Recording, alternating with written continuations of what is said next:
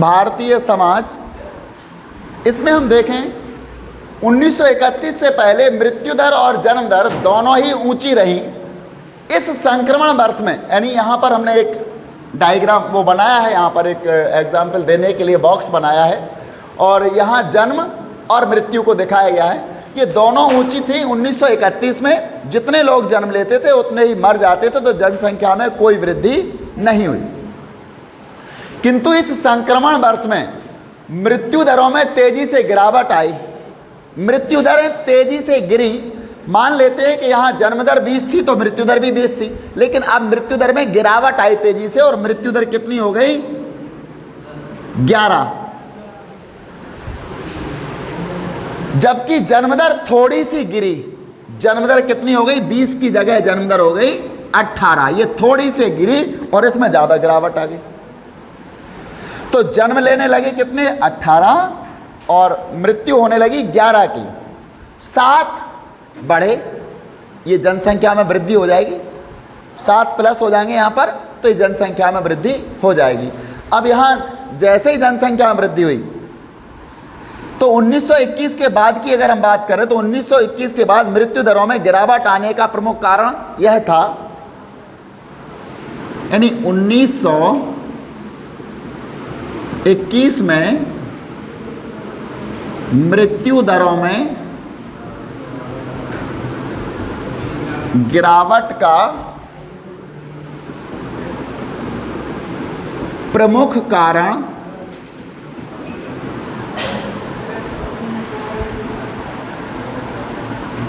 यह था कि अकालों और महामारियों पर नियंत्रण बढ़ गया।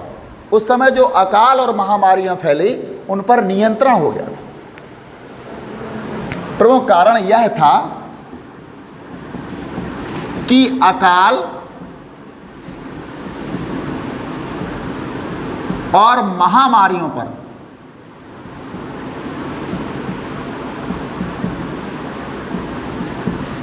नियंत्रण हो गया था।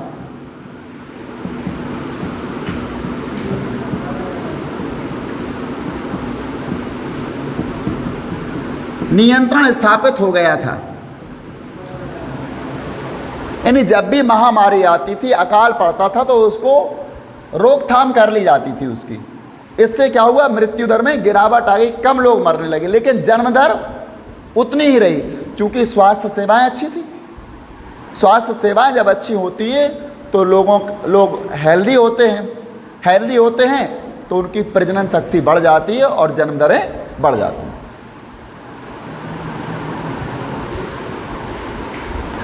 इनमें महामारियों की रोकथाम संभवतः अधिक महत्वपूर्ण साबित हुई। महामारियों की रोकथाम उस समय महत्वपूर्ण साबित हुई, क्योंकि उस समय महामारियां बहुत ज़्यादा फैलती थी और उनकी रोकथाम हो गई, जिससे मृत्यु दर गिर गई।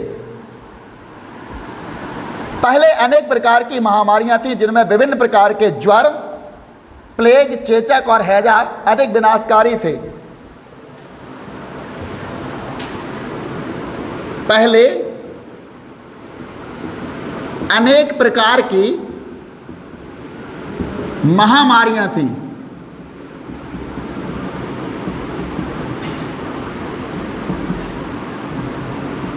जिनमें हैजा, इसको कॉलरा बोलते हैं, चेचक, इसको पॉक्स बोलते हैं,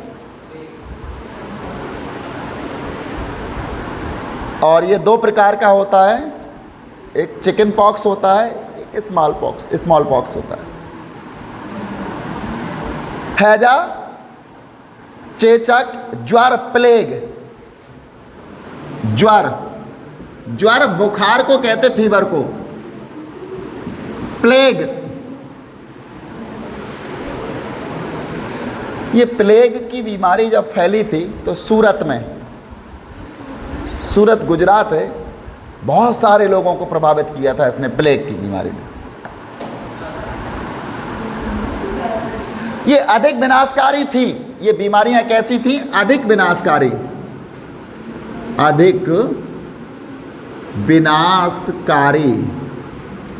पता है प्लेग बीमारी किसके द्वारा फैलती है?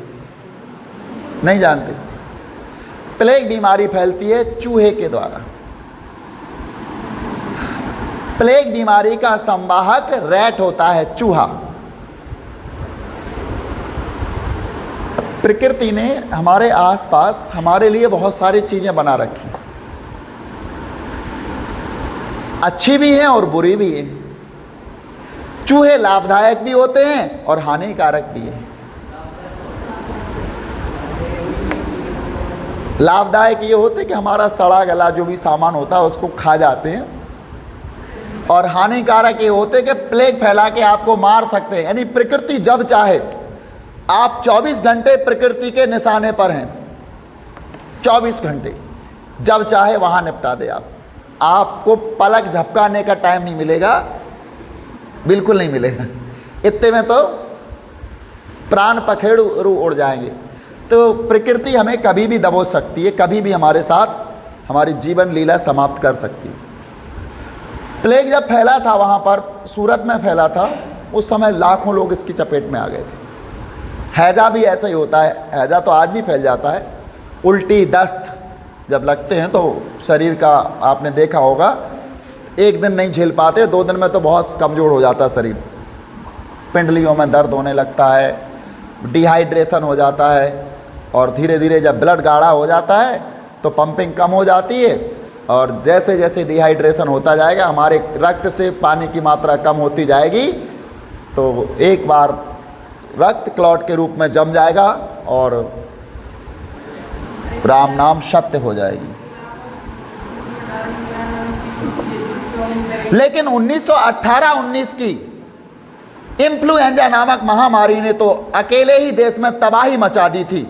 1918-19 की इन्फ्लुएंजा। लेकिन 1918-19 की इन्फ्लुएंजा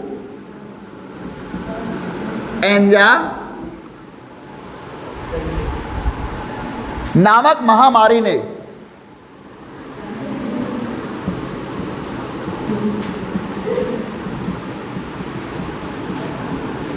इन्फ्लुएंजा नामक महामारी ने तो अकेले ही देश में तबाही मचा दी थी।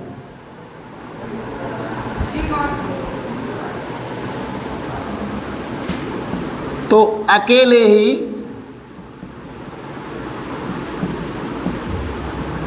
देश में तबाही मचा दी थी।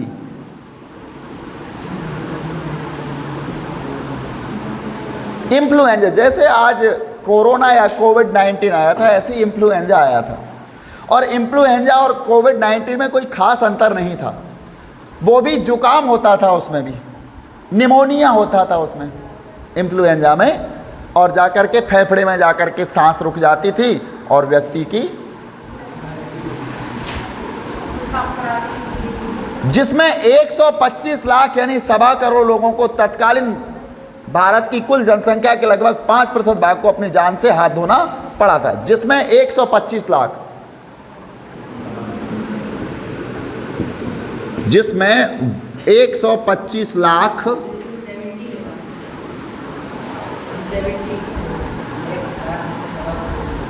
125 लाख यानी 1.25 करोड़ लोगों,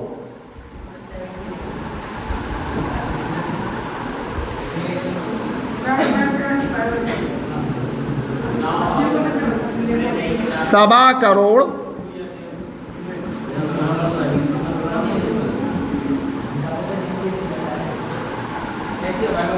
अर्थात तत्कालीन भारत की कुल जनसंख्या के लगभग 5% भाग को अपनी जान से हाथ धोना पड़ा।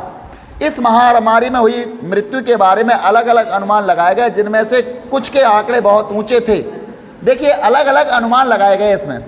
कुछ लोगों के आंकड़े बहुत ऊंचे थे। स्पेनिश फ्लू नामक महामारी, अब कौन सी आती है? Spanish flu.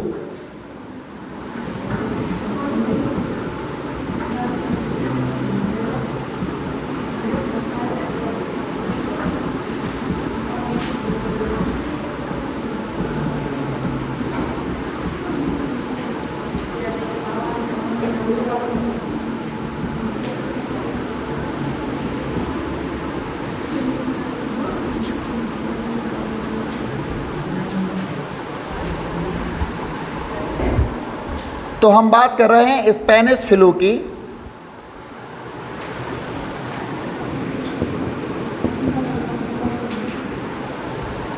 स्पेनिश फ्लू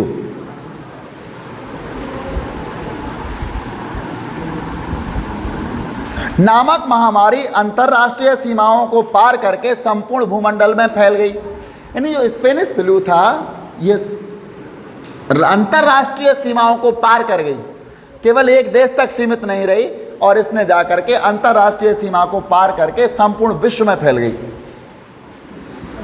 तो अंतर्राष्ट्रीय सीमाओं को पार कर संपूर्ण विश्व में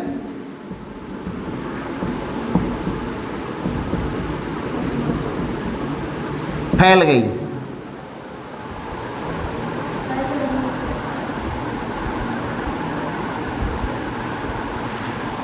संपूर्ण विश्व या भूमंडल में फैल गई। इस संबंध में अंग्रेजी में पैंडेमिक शब्द एक ऐसी महामारी के लिए उपयोग किया जाता है जो बहुत व्यापक भौगोलिक क्षेत्र को प्रभावित करती है। वहीं एपिडेमिक शब्द को सीमित क्षेत्र में फैली महामारी के लिए उपयोग किया जाता है। यहाँ दो शब्द आ रहे हैं अंग्रेजी के, पैंडेमिक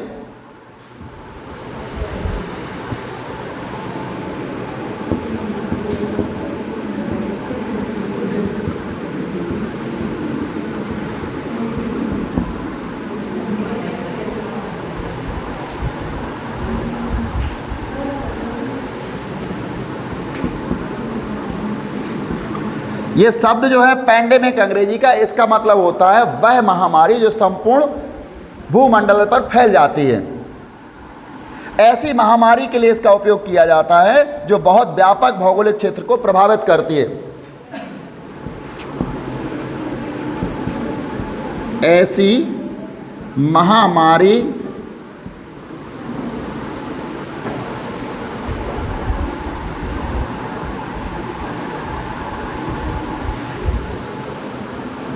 पैंडेमिक ऐसी महामारी के लिए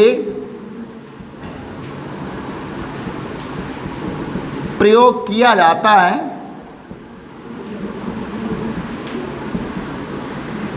जो व्यापक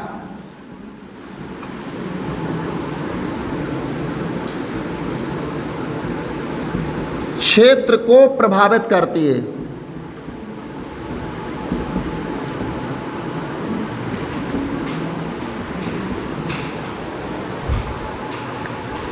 पैंडेमिक शब्द इसका मतलब है कोई बीमारी, कोई महामारी जब व्यापक भौगोलिक क्षेत्र को प्रभावित करने लगती है तो उसको पैंडेमिक कहा जाता है। जबकि एपिडेमिक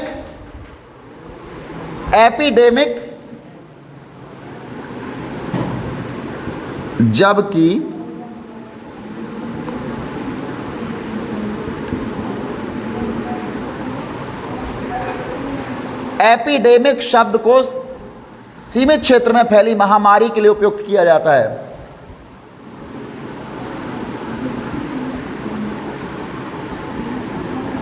शब्द को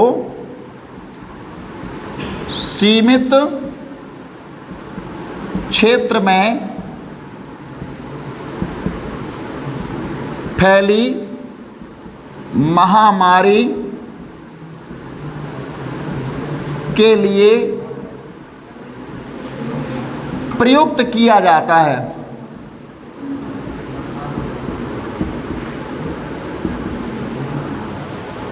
पैंडेमिक और एपिडेमिक शब्द दोनों समझ में आ गए होंगे आपको।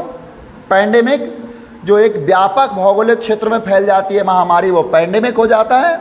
जैसे अभी कोरोना पैंडेमिक हो गया था, इन्फ्लुएंजा भी पैंडेमिक हो गया था, लेकिन केवल एक क्षेत्र तक ही फैले। जैसे हैजा फैलता था, चेचक फैलती है, तो इसको क्या कहते हैं, एपिडेमिक। ये सीमित क्षेत्र तक रहती है। लेकिन यहाँ एक जो बीमारी का हमने नाम बताया था, स्पेनिश फ्लू जो था, इस बीमारी ने तो अंतर्राष्ट्रीय सीमाओं को पार करके भूमंडल में फैल गई थी, यानी ये पैंडेमिक हो गई थी, इसका क्षेत्र बढ़ गया था।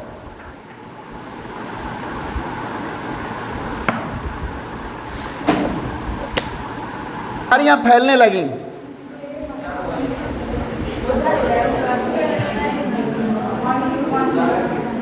ऐसी बीमारियों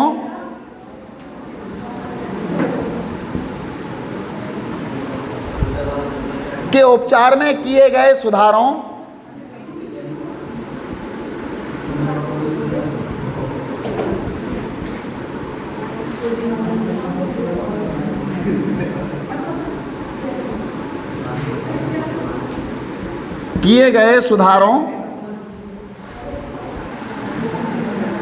बड़े पैमाने पर चलाए गए टीकाकरण, जब बीमारियां ऐसी आने लगी माहिर, तो क्या होने लगता है, इन बीमारियों के उपचार में सुधार किया, कैसे इसको ठीक किया जाए। तो इनके उपचार में किए गए सुधारों और बड़े पैमाने पर चलाए गए टीकाकरण कार्यक्रमों, बड़े पैमाने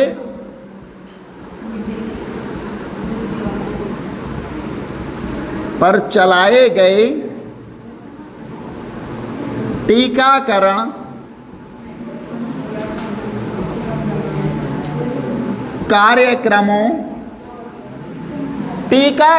कार्यक्रमों और व्यापक रूप से संचालित स्वच्छता अभियानों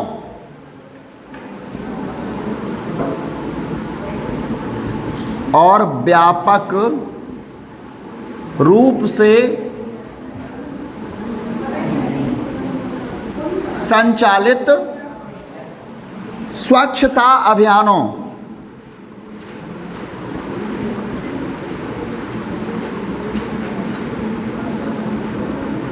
देखिए, इन महामारियों का मुख्य कारण यही था।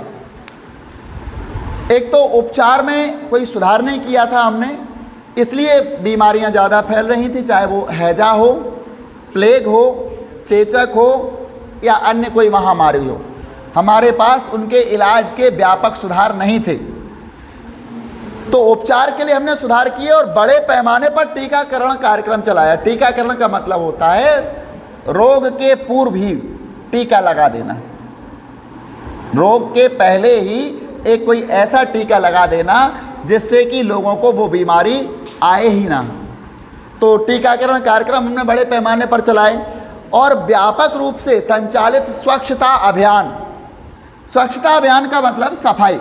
हमारे यहाँ ज़्यादातर बीमारियों का कारण होता है गंदगी, गंदगी से बीमारियाँ आती हैं। जिन परिवारों के नज़दीक बड़े बड़े नाले होते हैं, बगल में गंदा पानी भरा रहता है, या फिर जिनके घर में डस्टबिन में कई दिन तक कचरा सड़ता रहता है, जिनकी किचन में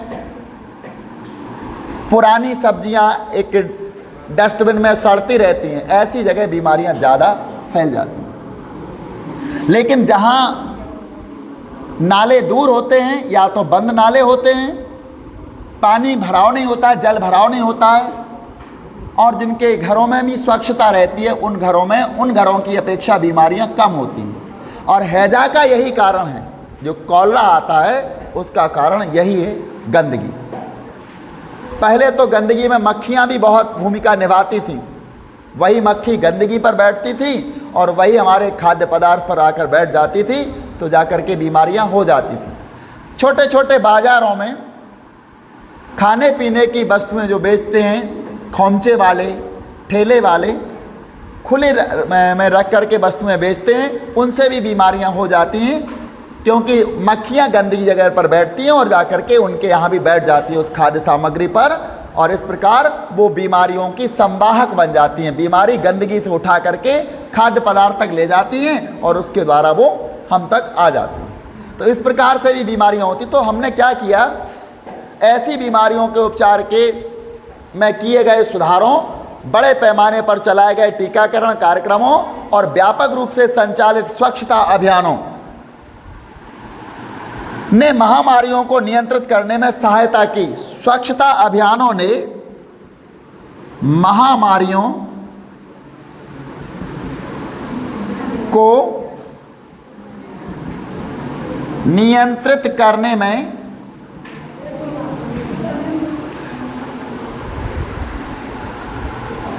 सहायता की।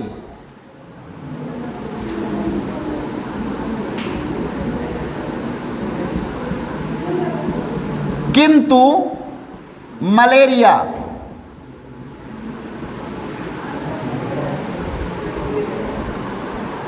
क्षय रोग और पेचिस, मलेरिया, क्षय रोग, पेचिस, दस्त की बीमारियां आज भी लोगों के लिए जानलेवा बनी हुई हैं।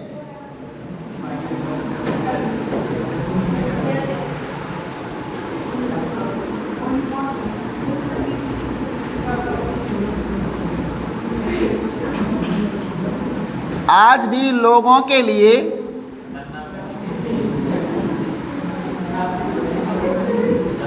जानलेवा बनी हुई हैं।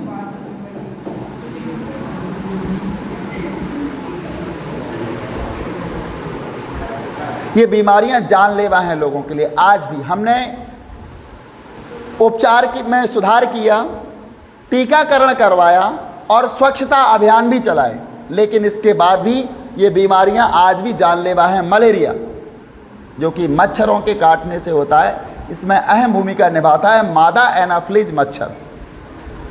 और जो मच्छर दिन के उजाले में काटता है उससे डेंगू बुखार हो जाता है, डेंगू मलेरिया आता है।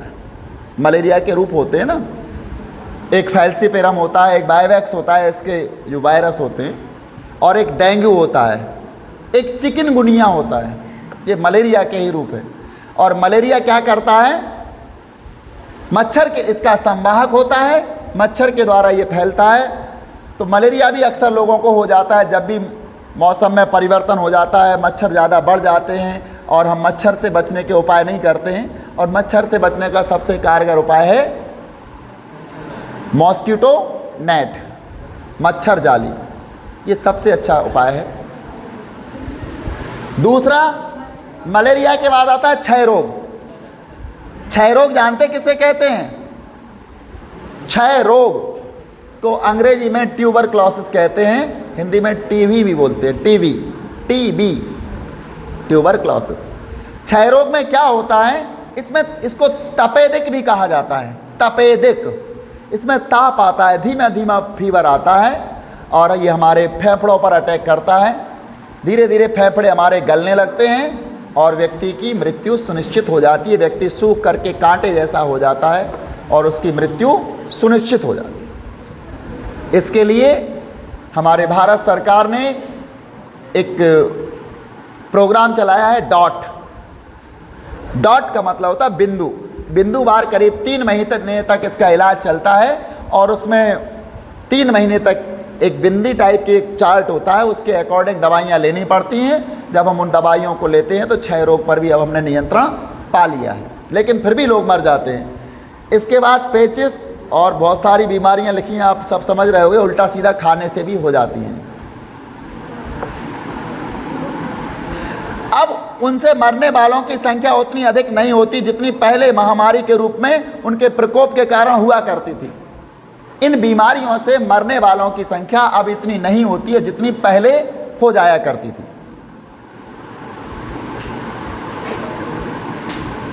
सूरत नगर सितंबर 1994, ये सूरत नगर सितंबर 1994, ये हमारा जब स्टूडेंट लाइफ थी हमारी, उस समय की बात है। सूरत में प्लेग फैला था और इसको चूहों के द्वारा फैलाया गया था। इससे पहले अंग्रेज़ों के ज़माने में प्लेग फैला था, जब उन्होंने कर की वृद्धि की थी। चूहा इसका संवाहक होता है बीमारी। तो सूरत नगर सितंबर 1994 में सूरत गुजरात।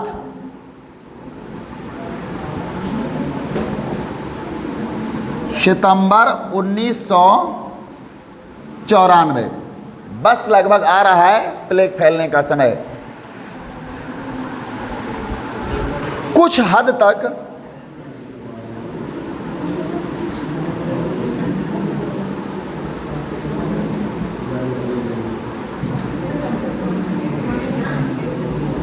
प्लेग महामारी की चपेट में आ गया था।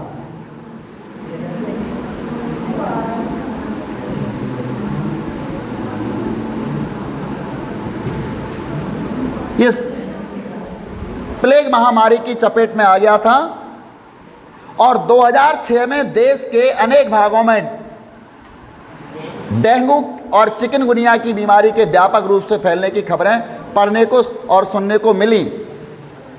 2006 में देश के विभिन्न भागों में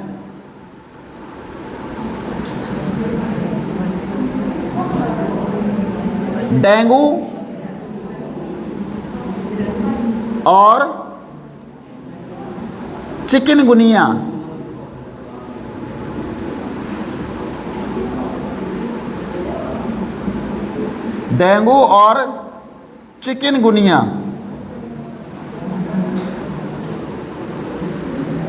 के फैलने की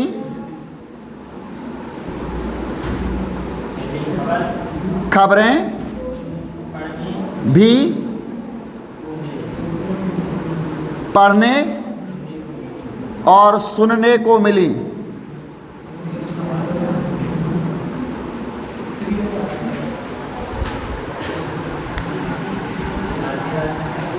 हमारा एक महामारी आने वाली है सन 1918 और 19 में कि सार्वभौमिक इन्फ्लुएंजा महामारी, इसको पैंडेमिक कहेंगे।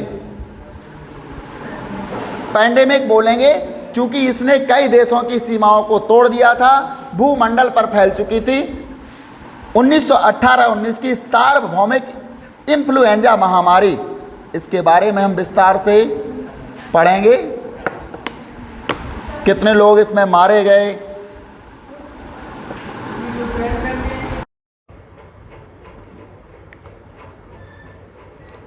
नमस्कार, मैं नवनीत श्रीवास्तव। आज समकालीन विश्व राजनीति के अंतर्गत अध्याय 4 अंतर्राष्ट्रीय संगठन, और यहाँ अंतर्राष्ट्रीय संगठन में हम बात करेंगे संयुक्त राष्ट्र संघ। संयुक्त राष्ट्र संघ का ये प्रतीक चिन्ह है और इस प्रतीक चिन्ह के माध्यम से हम आपको बताना चाहेंगे कि क्या है इसमें। ये प्रतीक चिन्ह है, ये जो लाल की रेखा के बगल से यहाँ जो दिखाई दे रहा है, ये जैतून की पत्तियाँ हैं दोनों साइड। ये जैतून की पत्तियाँ हैं और इस तरफ ये जैतून की पत्तियाँ हैं। और इस घेरे के अंदर जो दिखाई दे रहा है, ये वर्ल्ड दिखाई दे रहा है, विश्व का मैप है यहाँ पर। और ये जैतून की पत्तियाँ संपन्नता का प्रतीक हैं और ये विश्व को घेरे हुए हैं। इसका मतलब है संयुक्त राष्ट्र संघ संपन्नता के साथ सारी दुनिया को अपने आगोश में लिए हुए है। जैतून की पत्तियाँ शांति का भी प्रतीक मानी जाती हैं। अतः संयुक्त राष्ट्र संघ का मुख्य उद्देश्य संपूर्ण विश्व को अपने आगोश में लेकर शांति और अमन के साथ विकास करना है। तो संयुक्त राष्ट्र संघ के प्रतीक चिन्ह में जो जैतून की पत्तियाँ, ये शांति का प्रतीक, और बीच में इसमें विश्व का नक्शा है। संपूर्ण विश्व इसमें समाहित है जो शांति से अपना जीवन या शांति से अपना विकास करता रहे।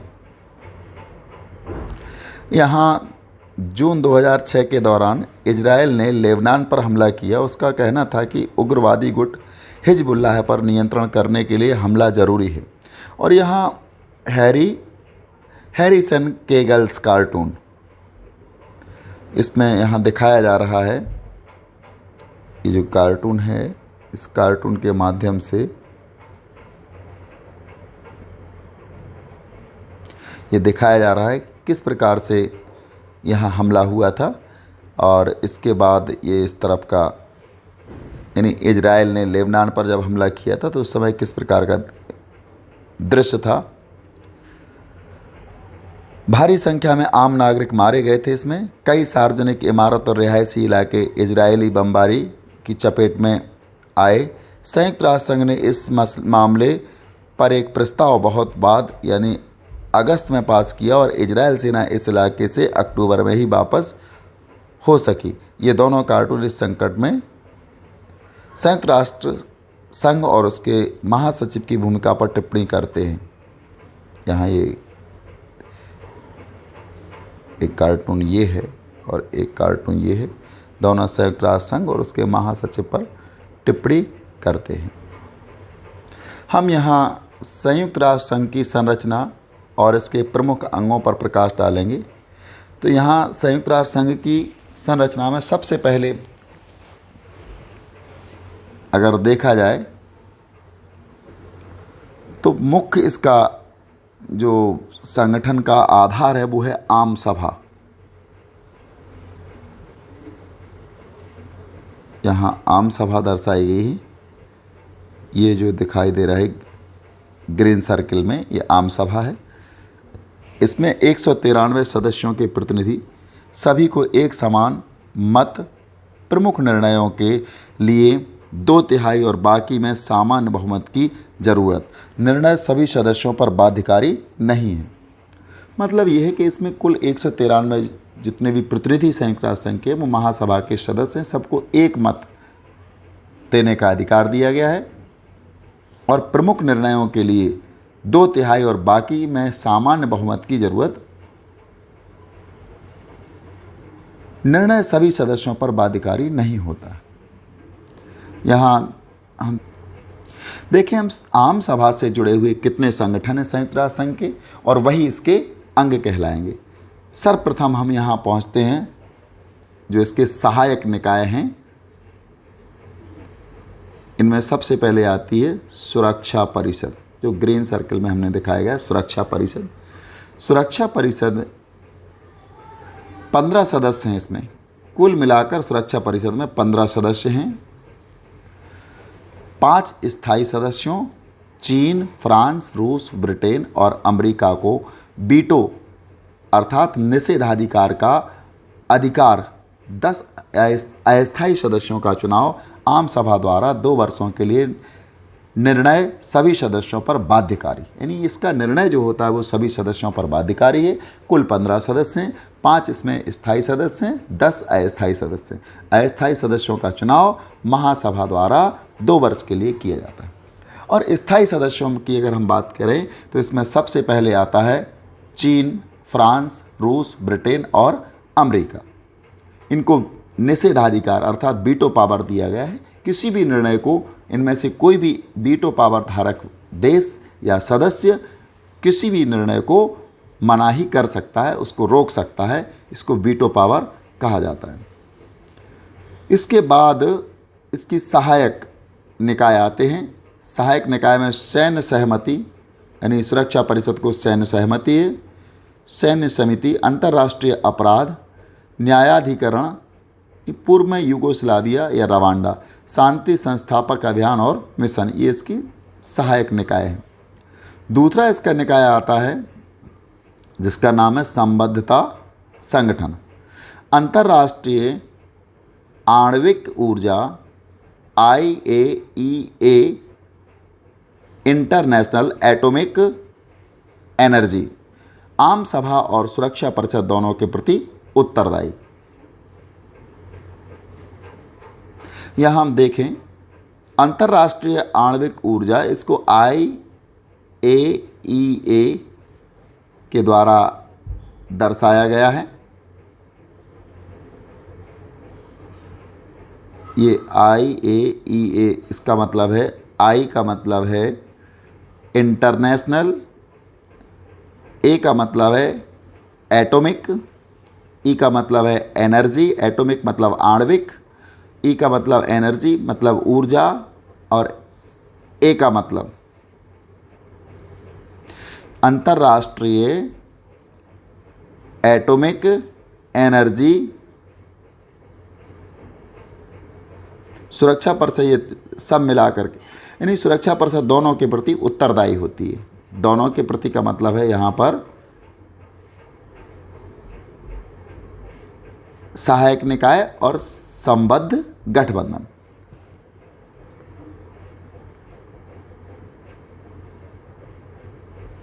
इसके बाद अगला इसका ये भी यहाँ पर ये आम सभा यानी दोनों के प्रति उत्तरदायी का मतलब है ये सुरक्षा परिषद के प्रति भी उत्तरदायी है और आम सभा के प्रति भी उत्तरदायी है।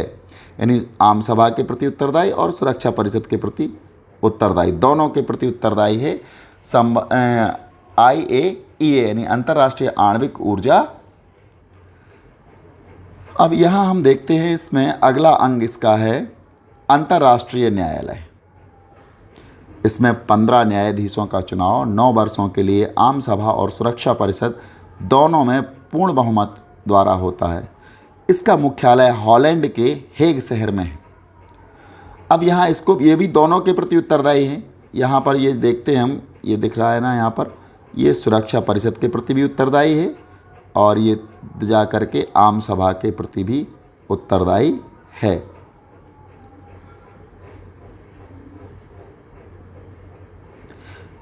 दोनों के प्रति उत्तरदायी यानी अंतर्राष्ट्रीय न्यायालय सुरक्षा परिषद और आम सभा के लिए उत्तरदायी होते हैं। 15 न्यायाधीशों का चुनाव 9 वर्षों के लिए होता है और ये आम सभा के द्वारा ही किया जाता है और इसका मुख्यालय हॉलैंड के हेग शहर में। अब अगला इसका अंग आता है शोध और प्रशिक्षण संस्थान, सामाजिक विकास के लिए शोध संस्थान।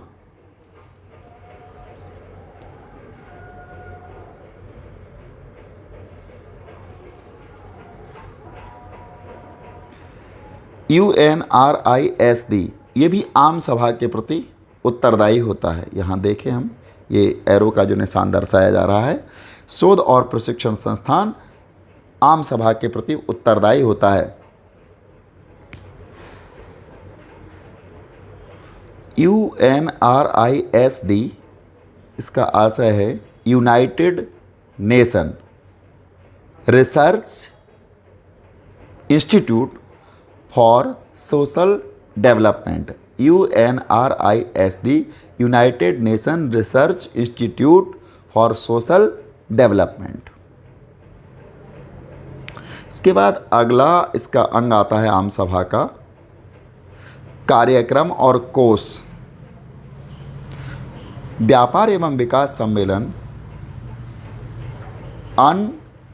अनकैटेड अर्थात UNCTAD व्यापार एवं विकास सम्मेलन यूनाइटेड नेशन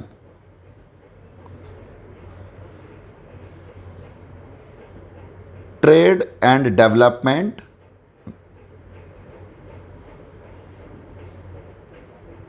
पर्यावरण कार्यक्रम UNEP United Nation environment programme, विकास कार्यक्रम UNDP यानी यूनाइटेड नेशन डेवलपमेंट प्रोग्राम, बाल कोष UNICEF United nation international children emergency fund, UNFPA United nation यानी ये किसके लिए, जनसंख्या कोष, United nation fund for population, शरणार्थी उच्चायोग UNHCR United nation high commission for refugees, विश्व खाद्य कार्यक्रम WFP यानी वर्ल्ड फूड प्रोग्राम। इस प्रकार से इनके सभी के एक एक करके हमने नाम बताया आपको। ये इसके सहायक कार्यक्रम हैं इसके आम सभा के, और इनको इस प्रकार से हमने इनका पूरा आपको ब्यौरा दिया है। आगे आता है सहायक निकाय, समितियां और तदर्थ निकाय। ये समितियां और तदर्थ निकाय, संबद्ध संगठन, रासायनिक हथियारों पर निषेध के लिए संगठन OPCW, रासायनिक हथियारों पर निषेध के लिए संगठन OPCW, इसका मतलब है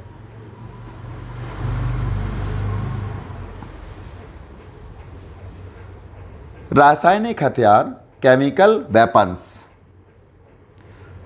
निषेध के लिए संगठन, ऑर्गेनाइजेशन फॉर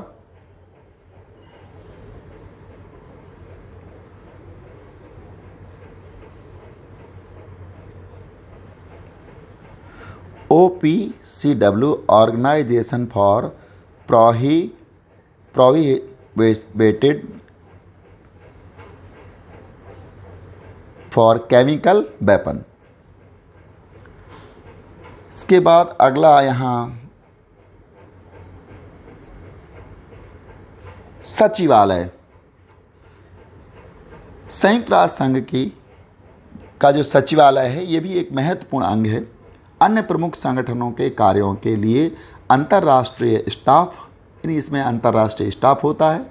इसका प्रधान महासचिव होता है जिसकी नियुक्ति सुरक्षा परिषद की सलाह पर आम सभा 5 सालों के लिए करती है। यानी सचिवालय में एक महासचिव बैठता है और इसमें विभिन्न देशों के यानी अंतर्राष्ट्रीय स्टाफ इसमें आते हैं और जिसकी जो महासचिव होता है इसकी नियुक्ति सुरक्षा परिषद की सलाह पर आम सभा द्वारा 5 वर्ष के लिए किया जाता है और ये आम सभा का यानी संयुक्त राष्ट्र संघ का प्रमुख अंग होता है।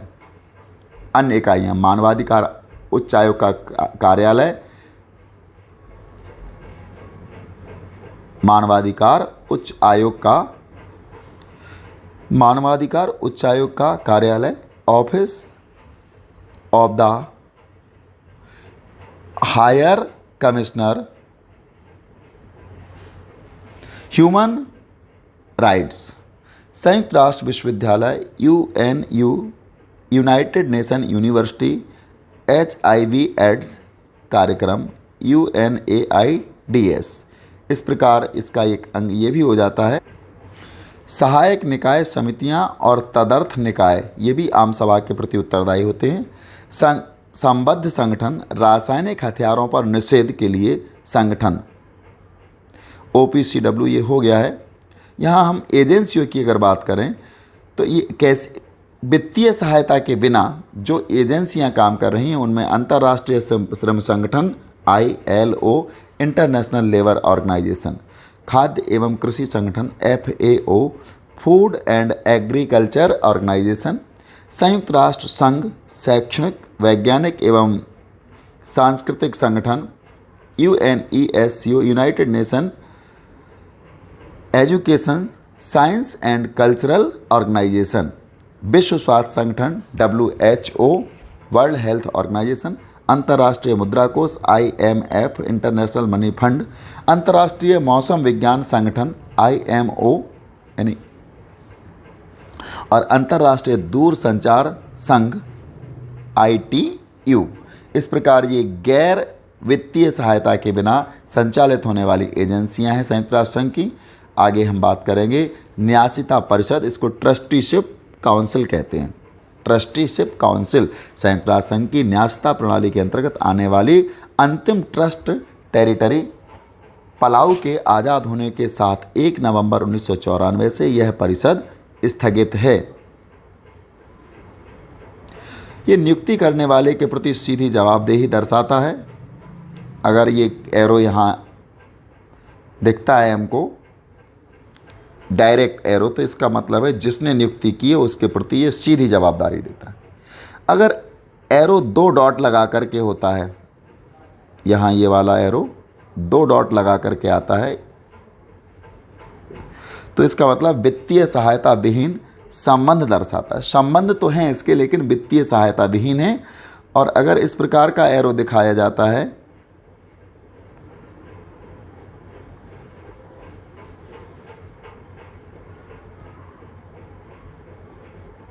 तो ये सुरक्षा परिषद की विशेष स्थिति दर्शाता है। यह 5 स्थायी सदस्यों के निषेधाधिकार यानी वीटो पावर से निर्मित होती है।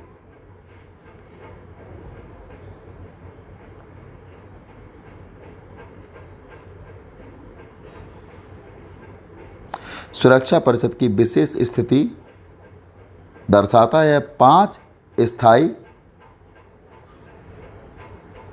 सदस्यों के निषेधाधिकार यानी वीटो से नियंत्रित होती है। ये संबद्ध संगठन है विश्व व्यापार संगठन WTO, वर्ल्ड ट्रेड ऑर्गेनाइजेशन, इसका संबद्ध हो गया। क्षेत्रीय आयोग, आर्थिक आयोग, अफ्रीका, यूरोप, दक्षिण अमेरिका और कैरेबियाई देश, आर्थिक और सामाजिक आयोग, एशिया प्रांत और पश्चिम एशिया।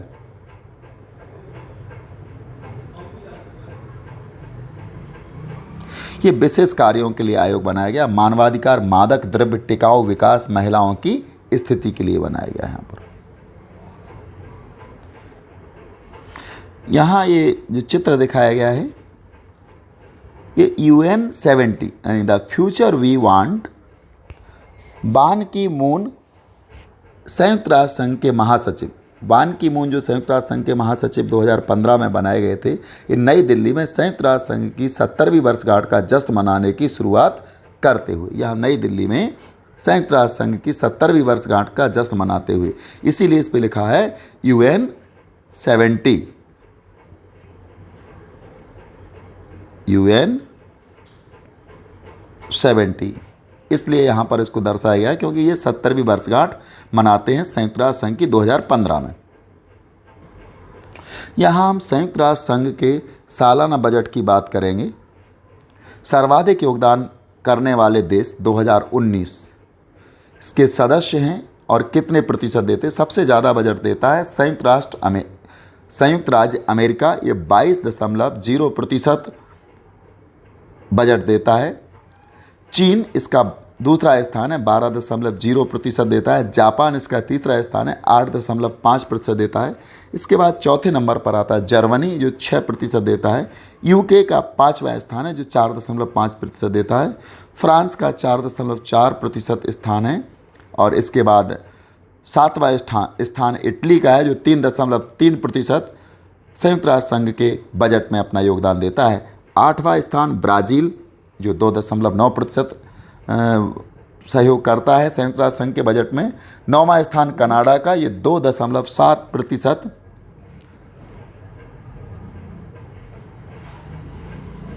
बजट में सहायता करता है। इसके बाद 10वां स्थान रूस का आता है जो 2.4% और 11वां स्थान दक्षिण कोरिया का, इसका संयुक्त राष्ट्र संघ के बजट में 2.2% हिस्सेदारी है। 12वां स्थान ऑस्ट्रेलिया का है, इसका 2.2। 13वां स्थान स्पेन का 2.1। 14वां स्थान तुर्की 1.3। 15वां स्थान नीदरलैंड 1.3। 16वां स्थान मैक्सिको 1.2। 17वां स्थान सऊदी अरब 1.1। 18वां स्थान स्विट्जरलैंड 1.1। 19वां स्थान अर्जेंटीना 0.9। 20वां स्थान स्वीडन 0.9 और सबसे अंतिम 21वां स्थान भारत का है जो 0.8% योगदान ही संयुक्त राष्ट्र संघ के बजट में देता है। यहाँ सुरक्षा परिषद के 5 स्थायी सदस्यों के द्वारा वीटो पावर का इस्तेमाल 1 जून 2018 तक कितनी बार किया गया और सब सर्वाधिक किसने इसका इस्तेमाल किया? तो सबसे पहले हम देखें, यहाँ सर्वाधिक इस्तेमाल करने वाले राज्यों में सदस्यों में सोवियत संघ रूस है। इसने 135 बार अपने वीटो पावर का इस्तेमाल किया है। तो सर्वाधिक वीटो पावर का इस्तेमाल करने वाला सदस्य राष्ट्र सोवियत संघ रूस है जो 135 बार अपने वीटो पावर का इस्तेमाल कर चुका है। इसके बाद दूसरा नंबर आता है अमेरिका का, इसको ब्लू इसमें दिखाया गया है ब्लू कलर से, ये इसका दूसरा स्थान है और ये 84 बार यानी 84 टाइम ये वीटो पावर का इस्तेमाल कर चुका है। उसके बाद अगला नंबर आता है यूके का और यूके ने अभी तक 32 बार वीटो पावर का इस्तेमाल किया है। अगला स्थान फ्रांस का है, ये 18 और सबसे कम चीन ने वीटो पावर का इस्तेमाल किया, ये केवल 11% ही किया है इसने चीन ने।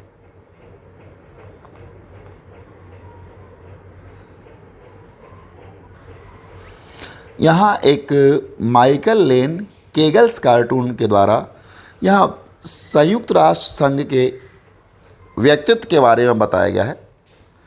इसके इस हाथ में यूएन है, यानी कि दाएं हाथ में यूनाइटेड नेशन संयुक्त राष्ट्र संघ है, जबकि बाएं हाथ में बार है।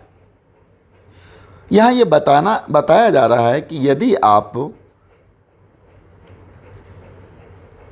दाएं हाथ से बात नहीं समझोगे, यानी संयुक्त राष्ट्र संघ में जो जैतून की पत्ती लेकर के यूएन का प्रतीक चिन्ह दिखाया गया है, यानी जैतून की पत्ती चूंकि शांति का प्रतीक होती है, यदि आप दाएं हाथ से समझने का प्रयास नहीं करेंगे, यानी शांति से समझने का प्रयास नहीं करेंगे, तो फिर हमारा बायां हाथ तैयार है और इसमें जो नाखून दिखाई दे रहे हैं ये मिसाइल की तरह परमाणु बम या खूंखार के रूप में दिखाए गए हैं।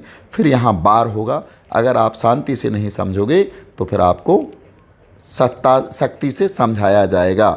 यहाँ इस कार्टून के द्वारा यही दर्शाने का प्रयास